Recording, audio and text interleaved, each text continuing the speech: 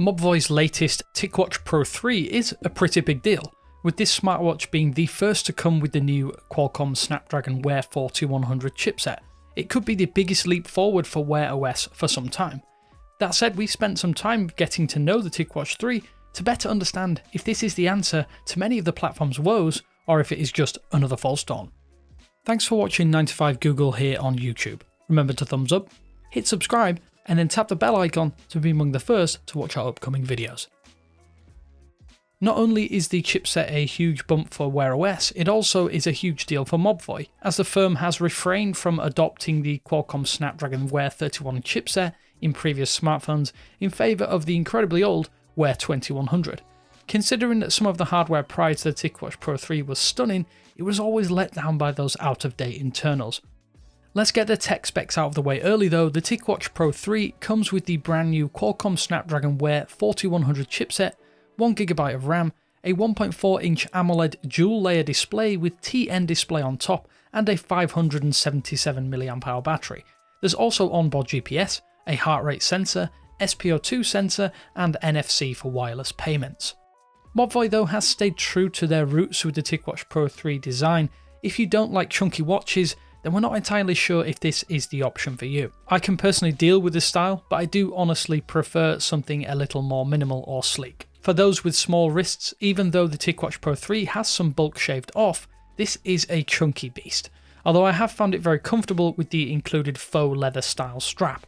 But that said, I do understand that this is a larger footprint and it means it might not be ideal for all people out there. If you were already looking at a second generation Ticwatch Pro though, this is a no-brainer. The dual display still remains a neat feature, but one that I don't think really adds anything to the package on offer here. It's almost as if it cheapens the design and hardware.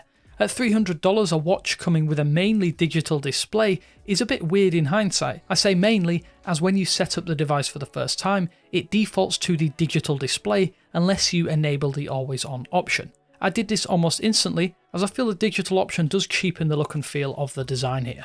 The chronometer around the edge bezel is far smaller, and the face has some refinements over the early 2020 Ticwatch Pro, where I have found the most day-to-day improvements.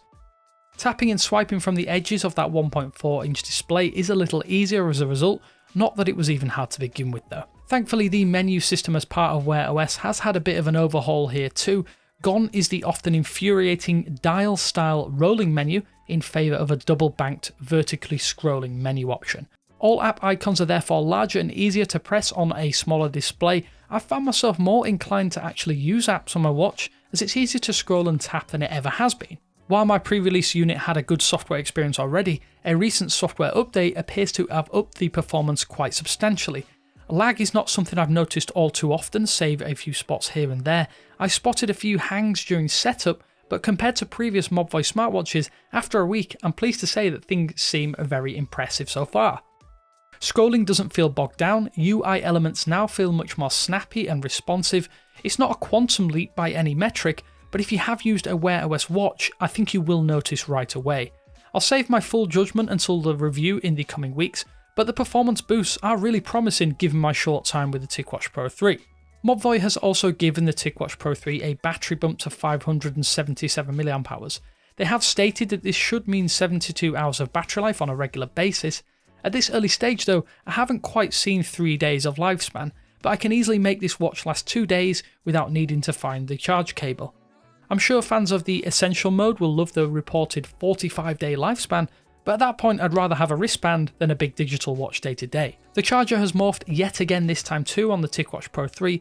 Gone is the cradle style charger in favour of a magnetic clip that is easy to attach, but equally easy to detach. I have a feeling I'll grow annoyed with this over time, and I'm not sure why the charger was changed in the first place. Charging though does seem pretty fast and consistent so far. Overall, my first impressions are that while I have to say the design still feels like an acquired taste, the performance enhancements look like they might make this a promising Android-focused wearable. At around $300, I was worried about the Ticwatch Pro 3 being a tough sell, however, it looks like a decent package so far. Of course, we'll have a full review, video and all for the Ticwatch Pro 3 in the coming days to dive further into battery life, software performance, Ticwatch health features and more of that on top.